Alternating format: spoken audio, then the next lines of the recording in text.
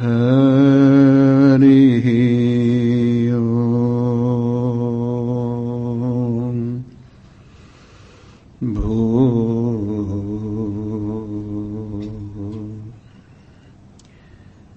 ॐ स्वः।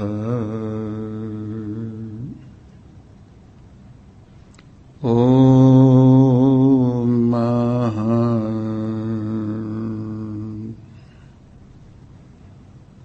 ॐ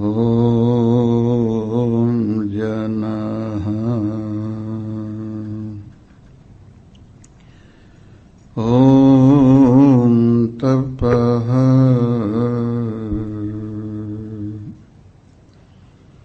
ॐ सत्यम्।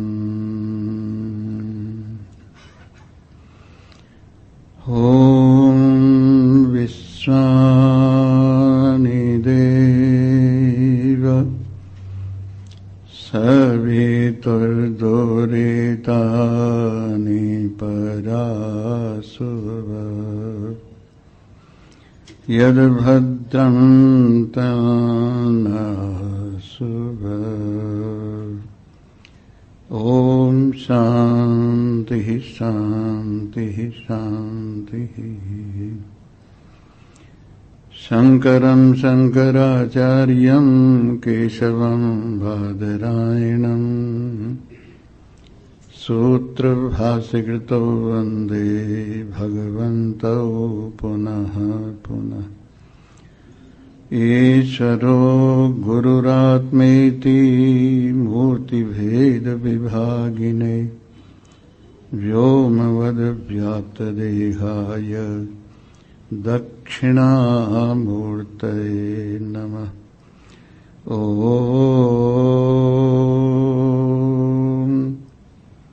पूर्णमदः पूर्णमिदं पूर्णात् पूर्णमुदच्यते पूर्णस्य पूर्णमादाय पूर्णमेवावशिष्यते। ॐ शान्तिः शान्तिः शान्तिः। बोलो सच्चिदानंद भगवान की जय। उपस्थित परमानंद सागर के परमहंस आत्मानंद सागर के अत्यंत पिपासु वृंद, भगवान की महान असीम महती विशेष करुणा भरी दया भरी समस्त दुख तारिणी समस्त सुख कारिणी कृपा दृष्टि के फलस्वरूप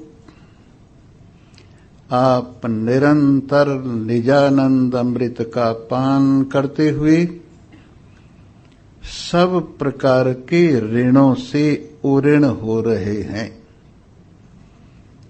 कई प्रकार के ऋण होते हैं, जैसे एक पितृ ऋण होता है,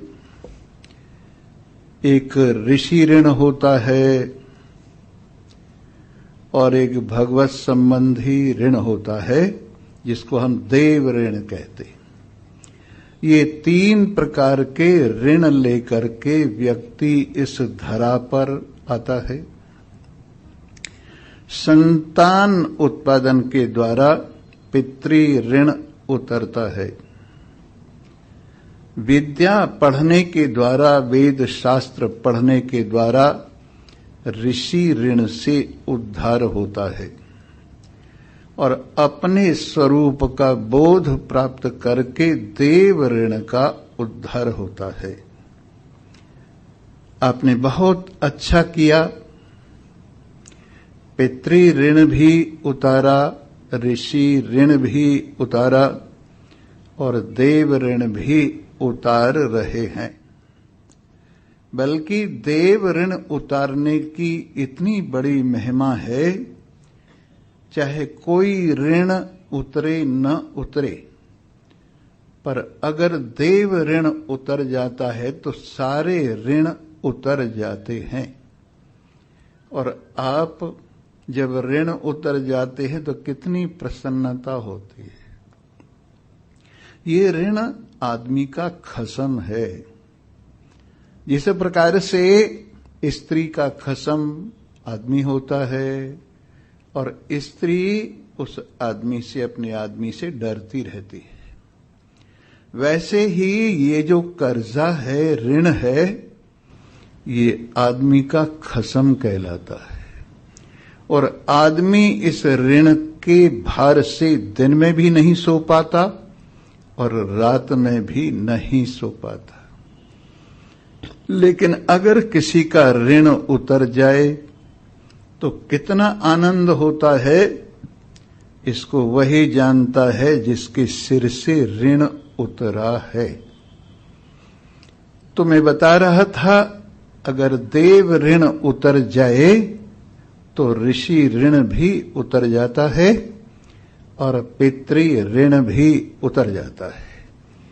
वैसे हमें श्रेष्ठ संतान उत्पादन करके पितृ ऋण भी उतारना चाहिए, पढ़ लिख करके ऋषि ऋण भी उतारना चाहिए, परंतु विशेष ध्यान इस पर रखना चाहिए कि ये देव ऋण उतर रहा है कि नहीं उतर रहा है। देव ऋण का ज्यादा ख्याल करना चाहिए, क्योंकि देव ऋण के उतरने पर सारे ऋण उतर जाते हैं। और देव ऋण के उतरने का उपाय क्या है? परमात्मा को जानना, परमात्मा को मानना, परमात्मा से प्रेम करना, इससे देव ऋण उतर जाता है। इसके लिए कहा है, आत्मा ह्यरे श्रोतव्यो मंतव्यो निदिध्यासितव्यश्च। सब ऋणों को उतारने के लिए, परमानंद पाने के लिए महर्षि याज्ञवल्क्य ने अपनी पत्नी मैत्रेयी को ये कहा कि आत्मा का ही श्रवण करो, आत्मा का ही मनन करो, आत्मा का ही निदिध्यासन करो। क्यों? क्योंकि आत्मा परमानंद स्वरूप है। आप धन को प्यार करते हैं, धन के लिए नहीं, अपने लिए प्यार करते। अगर अपने पर आपत्ति आती है और धन से वो आपत्ति छूट रही हो तो आप धन को उसके बदले निपटा देते हैं आपत्ति से छुट्टी पाने के लिए। इसलिए धन से प्रिय कौन? अपना आत्मा, अपना आपा है, जिसके लिए धन को ये फेंक देता है। वैसे ही संतान है। अगर किसी संतान से बदनामी होती हो और कोई संतान अपने लिए दुख का कारण होती हो तो आदमी संतान से भी मुंह फेर लेता है और अखबार में ये जाहिर कर देता है कि भाई उस संतान से मेरा कोई संबंध नहीं है और जो कोई लेवे देवे अपने रिस्क पर लेवे।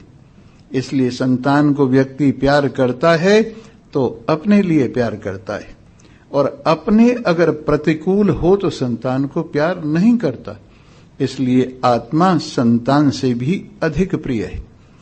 इसी प्रकार पुरुष आदमी को और आदमी पुरुष को, यानी पुरुष स्त्री को और स्त्री पुरुष को जो प्यार करते हैं उसका कारण भी अपना अपना स्वार्थ है।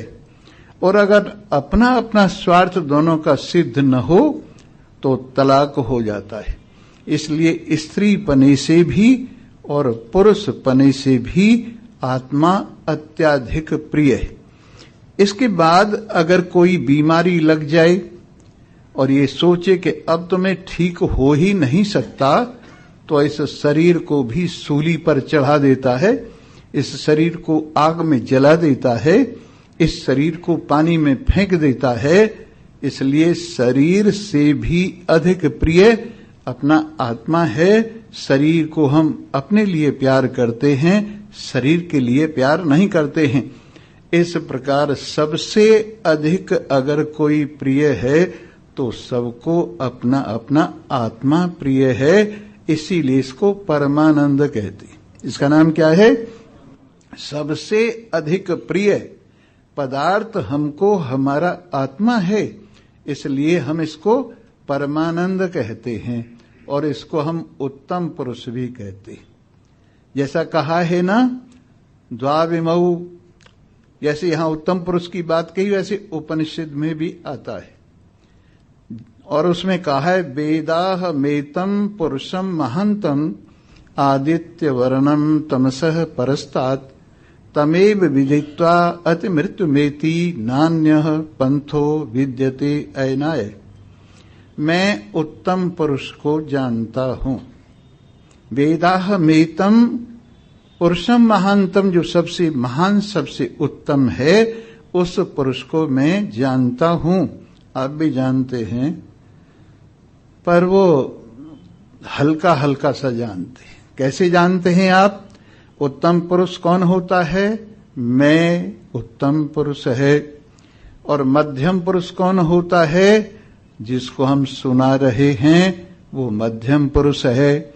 और अन्य पुरुष कौन होता है? जिसके बारे में हम सुना रहे हैं वो अन्य पुरुष है। इस प्रकार से अंग्रेजी में इसको फर्स्ट पर्सन, सेकंड पर्सन और थर्ड पर्सन कहा जाता है। तो हम उत्तम पुरुष हुए, हम उत्तम पुरुष हुए और हमारे सामने वाला मध्यम पुरुष हुआ और हमसे दूर वाला अन्य पुरुष हुआ। एक बात दूसरी ओर समझने की है, अपनी ओर से मैं उत्तम पुरुष हूं और आपकी ओर से मैं मध्यम पुरुष हूं, कहीं दूर वाले की ओर से मैं अन्य पुरुष हूं, तो मैं उत्तम पुरुष भी हूं अपनी ओर से, मध्यम पुरुष भी हूं आपकी ओर से, अन्य पुरुष भी हूं दूर बैठे हुए की ओर से, तो मैं तीनों हुआ। उत्तम पुरुष भी मैं हूं, मध्यम पुरुष भी मैं हूं और अन्य पुरुष भी मैं हूं, पर सबसे नजदीक मेरे मैं हूं, इसलिए मैं उत्तम पुरुष रूप से सबसे नजदीक हूं, उत्तम पुरुष रूप से सबसे नजदीक हूं। और इसके अंदर जो दो पुरुष और बताए हमने, क्षर और अक्षर, ये दोनों भी हमारे सामने की चीज, ये दोनों भी हमारे संयम में, कंट्रोल में रहने वाली चीज हैं। और हम उत्तम पुरुष इस क्षर पुरुष को भी और इस अक्षर पुरुष को भी, इन दोनों पुरुषों को संभाल कर रखते। ये दोनों प्रकार की सृष्टि, चल और अचल, दोनों प्रकार की सृष्टि, जड़ और चेतन, ये दोनों प्रकार के पुरुष हमारे अधिकार में रहते हैं, इसलिए हम उत्तम पुरुष हैं। तो वेदाहमेतम पुरुषम महांतम, मैं इस महानतम उत्तम पुरुष को जानता हूं, यानी अपने को जानता हूं। ज्यादातर तुम अपने को नहीं जानते हो। अपनी मां को जानते हो, अपने बाप को जानते हो, अपने भाइयों को जानते हो, अपने पति पत्नी को जानते हो, अपनी संतान को जानते हो, अपनी बिरादरी को जानते हो, अपने सूबे को जानते हो, अपने देश को जानते हो, दुनिया भर की चीजों को जानते हो, लेकिन इस उत्तम पुरुष अपने आप को आप नहीं जानते हो और बताते बताते भी नहीं जानते हो। जब भी बताने की बात आती है तभी आप इस शरीर में मैं को घुसेड़ बैठते और मैं शरीर हूं, ये आपको स्वप्न में भी भाव दूर नहीं होता है। स्त्री अपने आप को स्वप्न में स्त्री ही देखती है, पुरुष अपने आप को स्वप्न में पुरुष ही देखता है।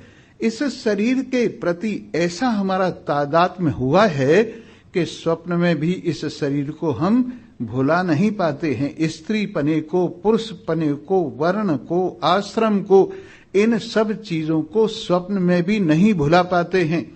इस प्रकार से हम अन्य पुरुष को जानते हैं और हम मध्यम पुरुष को भी थोड़ा थोड़ा जानते हैं, लेकिन अपने आप से सदा गाफिल रहते। अपने आप का किसी को पता रहता ही नहीं है। हर वक्त अपने आप को हम छिपाए रखते। और कहां छिपाए रखते हैं? अन्यथा संतम आत्मानम अन्यथा प्रतिपद्यते किन्न तेन कृतम पापम चौरेण आत्मापहारिणा। आत्मा है तो और तरह का, पर समझ लिया है और तरह का, है तो सत पर असत समझ लिया है तो चेतन पर जड़ समझ लिया है तो आनंद स्वरूप पर दुख रूप समझ लिया है तो एक पर अनेक समझ लिया है। जैसा आत्मा है वैसा न समझकर जो हमने अपने आप को उल्टा समझ लिया है, अन्यथा संतम आत्मानम अन्यथा प्रतिपद्यते किन्न तेन कृतम पापम, ऐसे चोर ने कौन सा ऐसा पाप है जो नहीं कर लिया, जिसने अपने आप को चुराकर शरीर के झाड़ों में छिपा दिया है, जिसने अपने आप को चुराकर ज्ञानेंद्रियों के झाड़ों में छिपा दिया है, जिसने अपने आप को चुराकर कर्मेंद्रिय प्राण के झाड़ों में छिपा दिया है, जिसने अपने आप को चुराकर अंतःकरण के झाड़ों में छिपा दिया है। अपने आप को छिपाकर, अपने आप को चुराकर हमने बहुत बड़ा पाप किया है, सबसे बड़ी चोरी की है।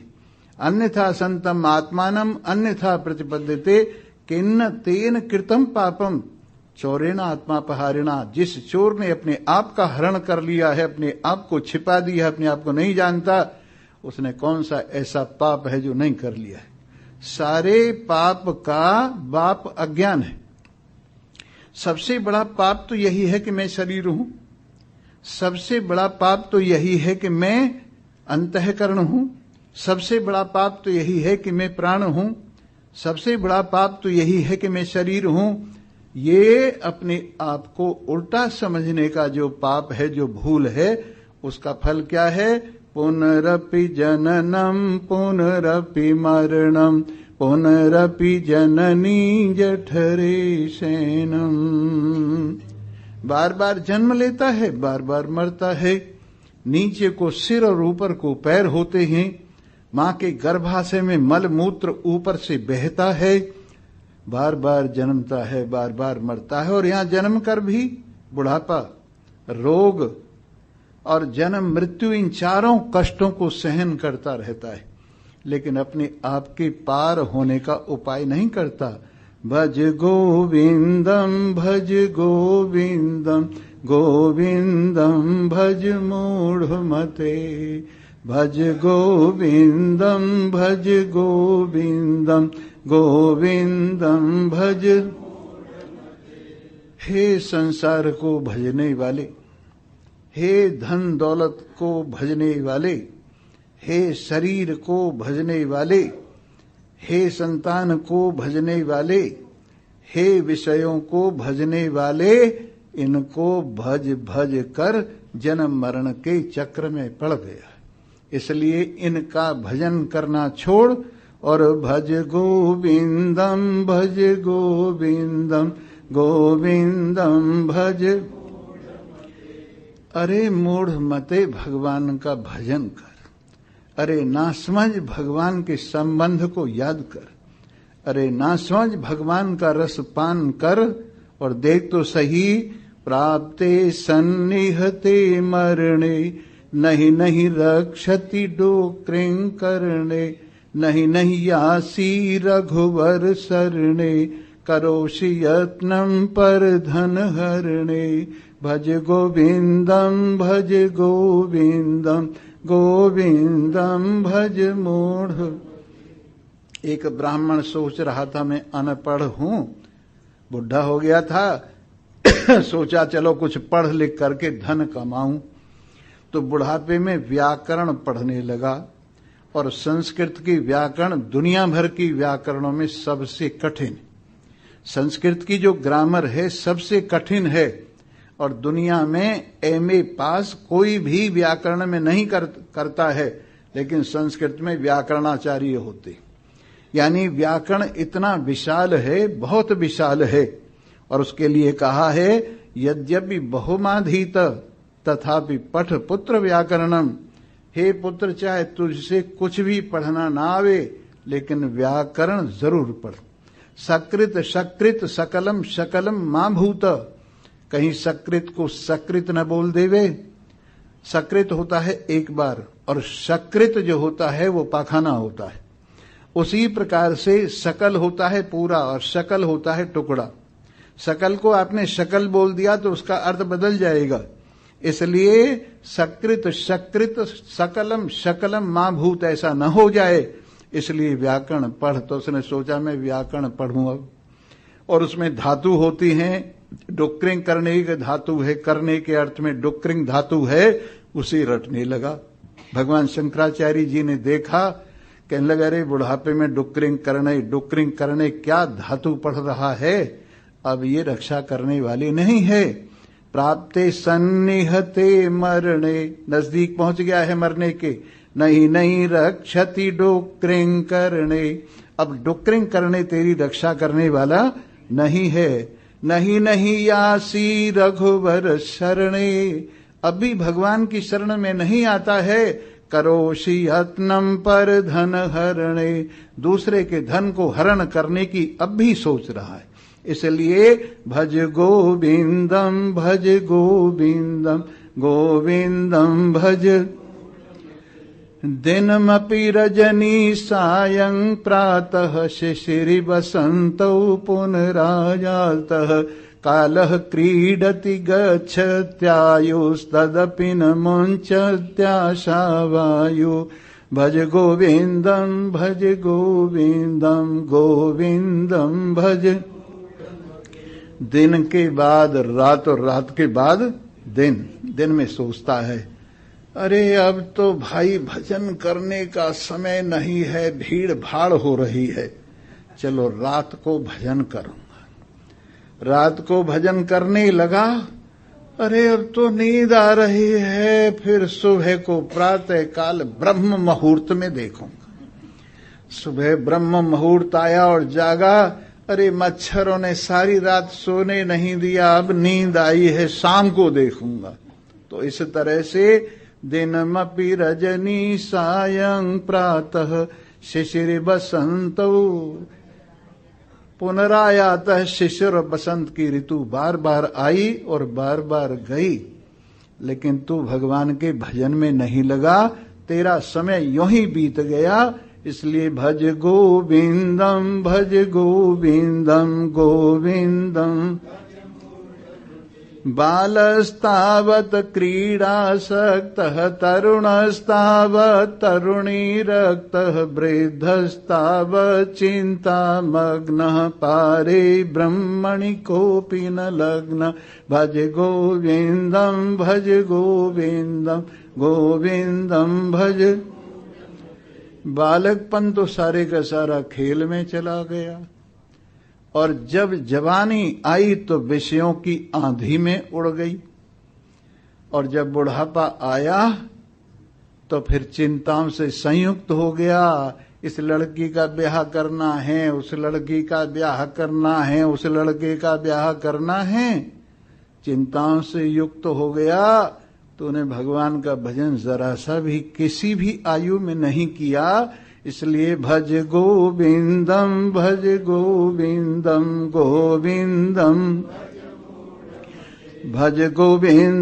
भज गोविंदम गोविंदम भज। अंगम गलितं पलितं मुंडम दशन विहीनजातस्तुंडम, वृद्धो याति गृहीत्वा दंडम तदपि न मुञ्चत्याशा पिंडम, भज गोविंदम गोविंदम भज। तेरे अंग जवाब दे गए बुढ़ापे में, स्वामी जी घुटनों में दर्द है, कोई दवा बता दो। मैंने कहा अब तो राम जी सीधा करेगा घुटनों को, या लोग सीधा करेंगे, मुश्किल है अब सीधा होना। तो अंगम गलितम पलितम मुंडम, और सिर पक गया, रोगन करते हैं सिर पे, कहीं जवान सी दिखाई दे। अरे फसल पक गई, ऊपर ऊपर से रोगन कितना ही कर लो, जड़ से तो गई। तो अंगम गलितम पलितम मुंडम दशन विहीन जातस्तुंडम, और बिना दांतों के मुंह धौंकनी बन गया, जैसे लोहार की धौंकनी होती। हाथ में डंडा लेके चलने लगा, फिर भी यूं सोचता है स्वामी जी मेरे पोते का ब्याह और दिखवा दो ना मेरे को, और पड़पोते का अगर ब्याह देख लिया तो सोने के सिंहासन पे स्वर्ग को चला जाऊंगा। समझे ना? तदपि न मुंचत्याशा पिंडम भज गोविंदम भज गोविंदम गोविंदम भज। और क्या करता? जटिलो मुंडी लुंचित केशः काषायंबर बहुकृत वेश पश्यन्नपि न च पश्यति मूढ़ उदर निमित्तं बहुकृत वेश भज गोविंदम भज गोविंदम गोविंदम भज। किसी ने तो जटाएं अपनी साफ करवा ली और चांदनी चौक की सड़क की तरह से सिर साफ हो गया, और किसी ने अपने केस उखड़वा लिए जैसे जैनी उखड़वाते हैं, कुछ झाड़ रह गए कुछ उखड़ गए। इस तरह से जटिलो मुंडी लुंचित केशः, किसी ने बड़ी बड़ी जटाएं रखा ली। ये सब वेश किस लिए किए थे? भगवान को पाने के लिए। किस लिए किए थे? भवसागर से पार होने के लिए। और वो काम तो किया नहीं, पेट भरने के चक्कर में ही सारे वेश बना लिए। क्या पेट इतनी बड़ी चीज है क्या? अरे जिसलिए तूने ये वेश धारण किया, कम से कम कुछ तो देखता। भज गोविंदम भज गोविंदम गोविंदम भज। अग्रे वह्नि पृष्ठे भानु रात्रौ चिबुक समर्पित जानु करतल भिक्षा तरुतल वासस्तदपि न मुंचत्याशा पाश भज गोविंदम भज गोविंदम गोविंदम भज। अग्रे वह्नि पृष्ठे भानु, रात्रि को आग जला के धूना जला के बैठता है, बहुत लकड़ियां जला देता है। एक कंबल ले लेवे तो अच्छा जाड़ा कट जाए, लेकिन रोजाना एक कंबल की बराबर लकड़ियां जलाता है। आगे आग जला के बैठा है, पीछे सूरज तप रहा है, सूरज तपा रहा है। अग्रे वह्नि पृष्ठे भानु। और रात को जब सोता है तो स्वामी जी रात को कैसे सोते हो? कि पहले एक होता हूं, फिर दो होता हूं, फिर तीन हो जाता हूं। जब सोता हूं सीधा होता हूं, जब जाड़ा बढ़ता है तो गर्दन नीचे कर लेता हूं, और जाड़ा बढ़ता है तो पैर भी आगे कर लेता हूं। तो क्या बन गया? तीन बन गया। एक दो तीन। इस तरह से अग्रे वह्नि पृष्ठे भानु रात्रौ चिबुक समर्पित जानु, अपनी जांघों में ठोड़ी को लगा के पड़ जाता है। और फिर भी करतल भिक्षा तरुतल वास। अरे हम त्यागी हैं, हाथ पे एक ले लिया और खा लिया। कर पात्री हैं, कर ही पात्र हमने बना रखा है। इस तरह से हम भोजन कर लेते हैं। और फिर भी करतल भिक्षा तरुतल वास, पेड़ के नीचे सो लेते हैं। ये सब कुछ हो जाता है, फिर भी तदपि न मुंचत्याशा पाश, फिर भी आशाओं का पास। एक कुटिया बन जाती तो ठीक था, एक आश्रम सा बन जाता तो ठीक था, उसी में मन लगा रहता है। भज गोविंदम भज गोविंदम गोविंदम भज मूढ़ मते भज गोविंदम भज गोविंदम। किम ते गंगा सागर गमनम व्रत परिपालनम अथवा दानम ज्ञान विहीनम सर्वमनेन मुक्ति न भवति जन्म सति। गंगा सागर जा रहे स्वामी जी। मैंने कहा जाओ। गंगा सागर हो हा के आए, फिर यहीं आ गए। अरे वहीं रहना चाहिए था, इतनी बढ़िया जगह थी, यहां से छोड़ के वहां गए, फिर यहीं आ गए। अच्छा एक बात बताओ, वहां से आके कुछ फर्क पड़ा है क्या? गंगा सागर पे जब गए, खूब स्नान किया, भगवान का ध्यान किया, यहां जब आए तो पुनर्मूसिका भव, जैसे कि बाबा जी के उसमें वो चूहिया रहती थी कुटिया में, एक बिल्ली ने उसको पीछा किया। उन्होंने देखा भाई कमजोर होना बहुत बुरी चीज है, उसको कहा चूहिया को तू बिल्ली बन जा। वो बिल्ली बन गई। फिर कुत्तों ने हमला किया तो सोचा भाई कमजोर होना बुरा, तू कुत्ता बन जा। फिर शेरों ने हमला किया, कहने लगे वाह ये तो बड़ी बुरी बात है, शेर बन जा। फिर जब शेर बन गया तो स्वामी जी पे ही हमला कर दिया और उन्होंने कहा पुनर्मूषिका भव, फिर से चूहिया हो जा। तो शेर बन बना के कहां घूम घाम के फिर क्या हो जाते हैं, फिर चूहिया के चूहिया हो जाते हैं। तो किमते गंगा सागर गमनम व्रत परिपालन अथवा दानम, व्रतों का पालन किया, दान दी, अच्छी बात है, पर फिर मन नहीं सुधरा, मन में ज्ञान नहीं आया। तो इस तरह से गंगा सागर गमनम व्रत परिपालनम अथवा दानम ज्ञान विहीनम सर्वमनेन मुक्ति न भवती जन्म शतेन, चाहे 100 जन्म तक दंड पेलता, फिर जब तक आत्मज्ञान नहीं होगा तब तक मुक्ति होने वाली नहीं है। इसलिए वेदाहमेतम पुरुषम महांतम, एक ज्ञानवान महान पुरुष कहता है कि मैं इस महानतम उत्तम पुरुष को जानता हूं। और वो उत्तम पुरुष कौन है? मैं हूं, सबसे अलग बैठा हूं। मैं उत्तम पुरुष हूं और बाकी सामने वाले मध्यम पुरुष हैं और बाकी सब अन्य पुरुष हैं। उत्तम पुरुष कौन है? मैं हूं। वेदाहमेतम पुरुषम महानतम आदित्य वर्णम, इसका पता क्या है? ये सूर्य की तरह से दैदीप्यमान करने वाला है, इसमें किसी की रोशनी नहीं घुसती, इसकी रोशनी सबको पवित्र करती है, सबको प्रकाश देती। यस्य भाषा सर्वमिदं विभाति, जिसके प्रकाश से सूर्य चांद सितारे सब प्रकाशित हो रहे हैं, वो आदित्य वर्ण ज्ञान स्वरूप नारायण सच्चिदानंद ब्रह्म उत्तम पुरुष मैं हूं। वेदाहमेतम पुरुषम महांतम आदित्य वर्णम तम सह परस्तात्, जो अंधेरे से अज्ञान से बिल्कुल दूर है। अच्छा एक बात बताओ, सूरज में रात कब होती है? सूरज में कितने बजे रात होती है? सूरज में रात होती ही नहीं है। वैसे ही मुझ में रात कब होती है? रात को होती है। रात को रात होती है, तुम में रात नहीं होती, क्योंकि तुम रात को भी दैदीप्यमान करते हो, रात को भी जानते हो, अंधेरे को भी जानते हो, इसलिए तुम में रात नहीं होती। इसलिए ये मेरे में रात कभी नहीं होती। आदित्य वर्णम, ऐसे मैं सूर्य के वर्ण वाला हूं। वेदाहमेतम पुरुषम महांतम आदित्य वर्णम तमसः परस्तात्, और जो अंधेरे से बिल्कुल दूर है। ये किसकी बात हो रही है?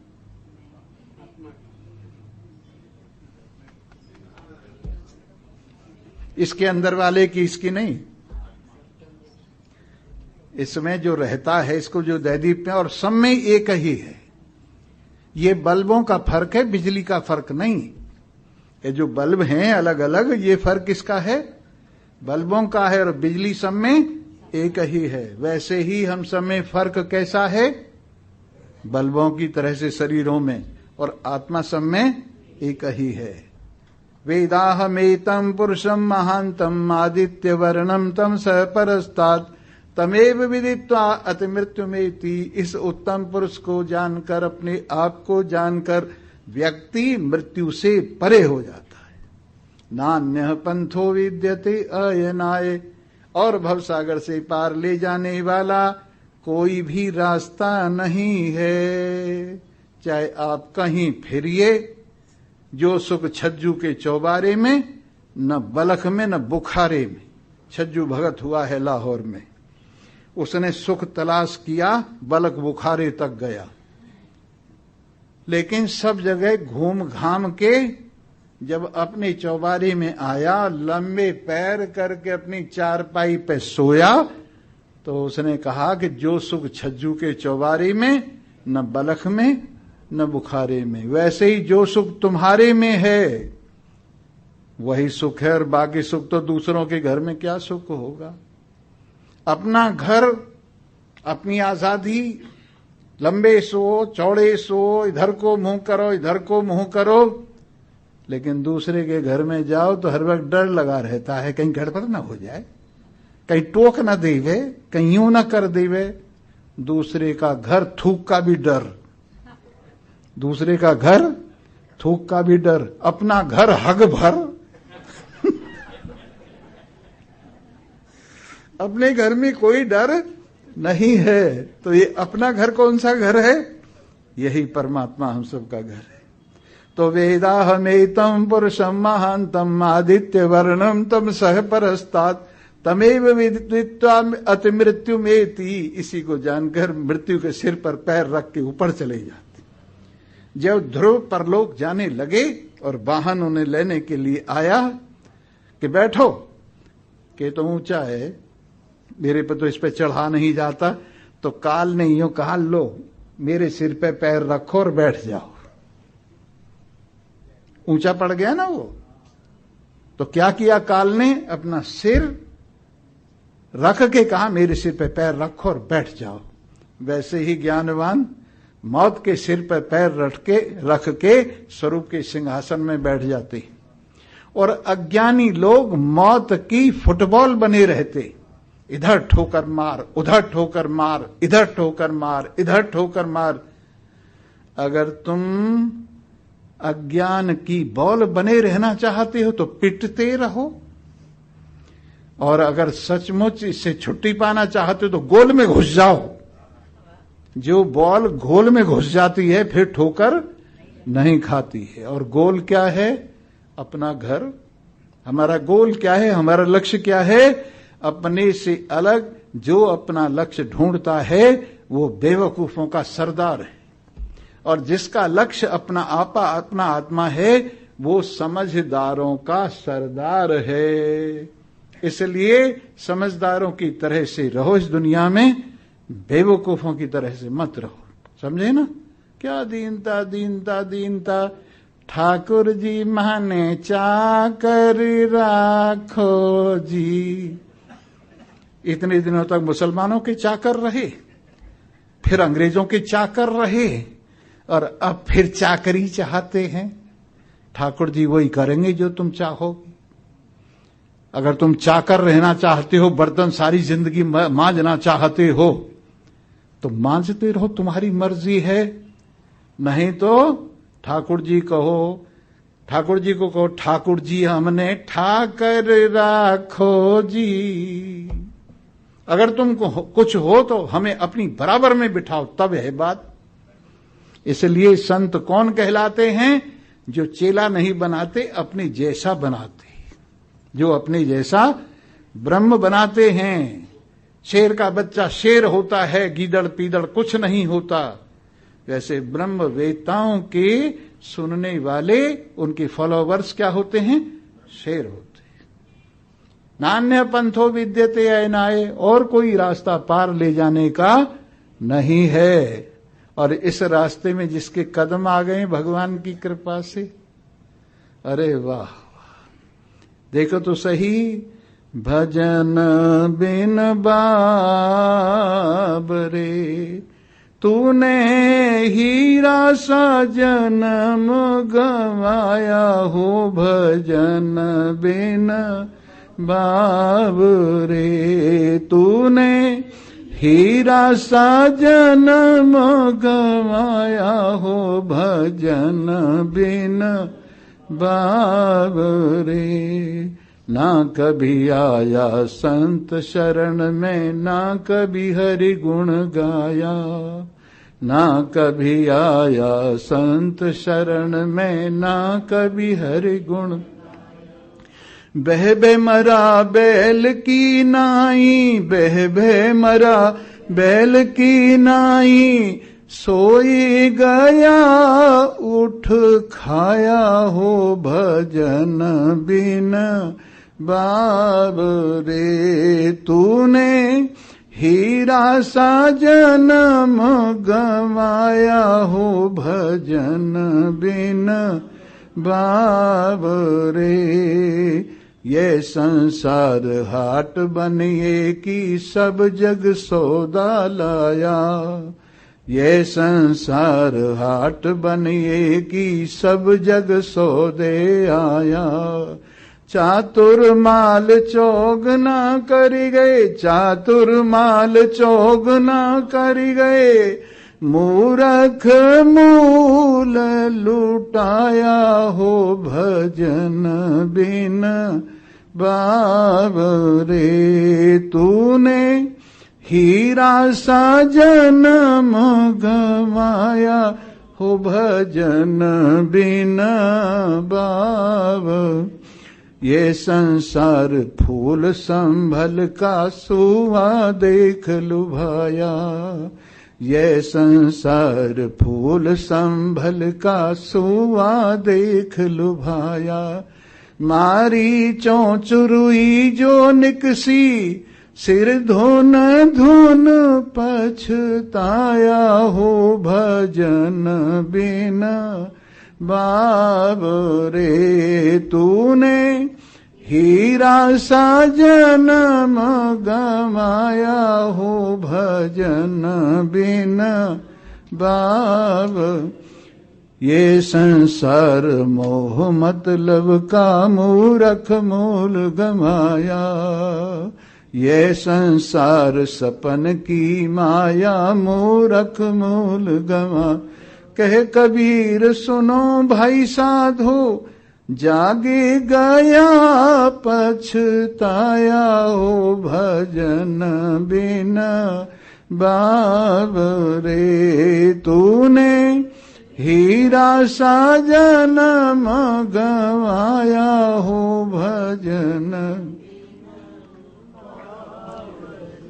कहने के लिए रोज कहता है त्वमेव माता च पिता त्वमेव, त्वमेव बन्धुश्च सखा त्वमेव, त्वमेव विद्या द्रविणं त्वमेव, त्वमेव सर्वं मम देव देव।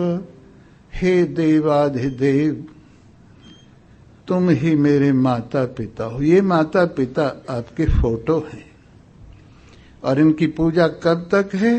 जब तक आप नहीं मिले। फोटो वाला ही अगर आ जाए तो फोटो का क्या मूल्य रहता है। इसलिए आप सबके असली माता पिता हैं। बाकी माता पिता आपका प्यार सिखाने के लिए फोटो।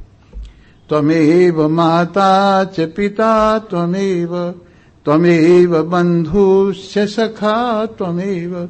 और बंधु और सखा असल में तो आप हैं, और बाकी तो आपके प्यार को सिखाने के लिए संसार के बंधु सखा। त्वमेव विद्या द्रविणम त्वमेव। ये संसार की विद्या ये आपको थोड़ी सिखाती है। इसकी तरह की जो आध्यात्मिक विद्या है जो आप ही हैं, मेरी विद्या आप ही हैं और मेरा धन भी आप ही। आपने इकट्ठा किया है कुछ? अरे थोड़ा थोड़ा करके, बूंद बूंद करके घड़ा भर जाता है। वैसे ही इस भजन को थोड़ा मत समझो, इस सत्संग को थोड़ा मत समझो, इस ज्ञान को थोड़ा मत समझो। अल्पमप्यस्य धर्मस्य त्रायते महतो भयात्। धर्म का थोड़ा सा भी हिस्सा इकट्ठा कर लिया जाए, वो भी आपको बहुत बड़े डर से दूर ले जाता है। इसलिए असली धन यह है, इसको इकट्ठा करो। और अगर इसको इकट्ठा कर लिया तो ठीक है, और नहीं तो यूं ही जिंदगी चली जा रही है। कोई जिंदगी थोड़ी। इसलिए हमें चाहिए, अगर आपको मालूम नहीं तो किसी को पूछ लो, क्या माल यहां से परलोक जाता है? आपको मालूम नहीं, चुंगी तो हैं, ये संत चुंगी हैं, इनसे पूछो क्या क्या यहां से जाता है। अपनी मर्जी से सब कबाड़ा इकट्ठा मत करो, इनसे पूछो क्या बाहर जाता है, ये बताएंगे। ये जाता है, ये जाता है, ये जाता है। और कैसे बताएंगे? तूने राम न जाना रे मना, तूने राम न जाना रे, तूने राम न जाना मना रे, तूने राम न जाना रे। जैसे मोती ओ कारे वैसे ये संसार, जैसे मोती उस कारे वैसे ये संसार, देखत ही को झिलमिला रे जात न लागी वार। तूने राम न जाना रे मना, तूने राम न जाना रे। सोने की गढ़ लंक बनाई सोने के दरबार, पर रत्ती एक सोना न मिला रे रावण मरती बार। तूने राम न जाना रे मना, तूने राम न जाना रे। दिवस गंवाया खेल मेरे, रैन गंवाई सोई। सूरदास भज लो भगवंता, हानि हो सो होय। तूने राम न जाना रे मना, तूने राम न जाना रे। उत्तमः पुरुषस्तन्यः, ये उत्तम पुरुष, इसकी एक बॉडी तो क्षर है और एक इसके अंदर इसकी विभा कूटस्थ है, और इन दोनों को जो एक करके दोनों को अपने में संभाले हुए है वो उत्तम पुरुष है। वो कौन है? उत्तम पुरुष में कूटस्थता भी है और क्षरता भी है। माया को लेके क्षरता है और माया विरहित में कूटस्थता है। इस प्रकार ये उत्तम पुरुष इस क्षर और अक्षर दोनों प्रकार के पुरुष से अलग है।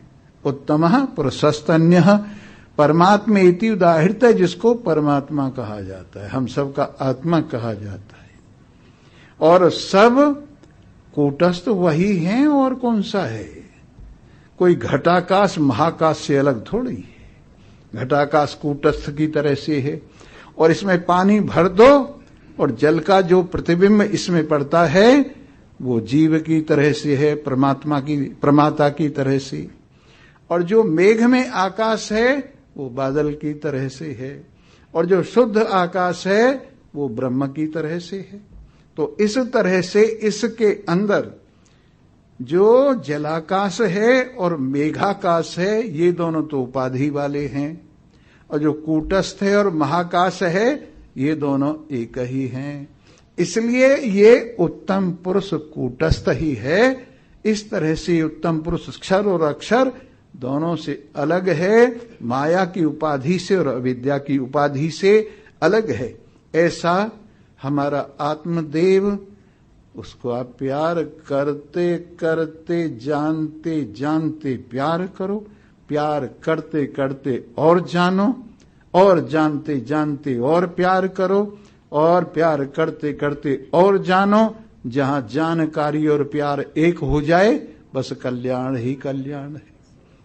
समझे ना? इस तरह से मैं और तू की एकता, गुण गाते गाते समझते समझाते एकता जब हो जाती है तो एक नारायण के अतिरिक्त तो कुछ भी नहीं, न कुछ बांधने वाला है और न कुछ बंधने वाला है। नैनम छिन्दन्ति शस्त्राणि नैनम दहति पावकः, न चैनम क्लेदयन्त्यापो न शोषयति मारुतः। इसको शस्त्र नहीं छेदते, इसको आग नहीं जलाती है, इसको पानी गीला नहीं करता है, और इसको हवा सुखाती नहीं है। ये अछेद्य है, अदाह्य है, अक्लेद्य है, अशोष्य है। ये कौन है? आप ही तो हो। मैं आपकी तारीफ कर रहा हूं। सुना रहा हूं आपको, किसी और की तारीफ क्यों करूं? तुम्हारी तारीफ मुझे करनी चाहिए, तुम सुनने वाले हो, या फिर अपनी तारीफ करनी चाहिए और अपनी और तुम्हारी एकता करनी चाहिए। जब तुम और मैं एक हो जाते हैं तो कथा का पूरा मजा आ जाता है। जब श्रोता श्रोतापने को भूल जाता है और वक्ता वक्तापने को भूल जाता है, दोनों की दूरी समाप्त हो जाती है और श्रोता वक्ता एक हो जाते हैं तो पूरा मजा आ जाता है। इस तरह से पूरा मजा हम में, तुम में, इनमें, उनमें, सब में विराजमान है। और आप इस पूरे मजे को लीजिए, पूरे हो जाइए और मौज उड़ाइए। शनिश्चर उतर गया। इन्हीं शब्दों के साथ कल को एतवार है और एतवार आ गया तो कल्याण ही कल्याण है। इन्हीं शब्दों के साथ सबको धन्यवाद। सर्वे भवन्तु सुखिनः, सर्वे सन्तु निरामया, सर्वे भद्राणि पश्यन्तु, मा कश्चित् दुःखभाग् भवेत्। ओम शांति शांति शांति।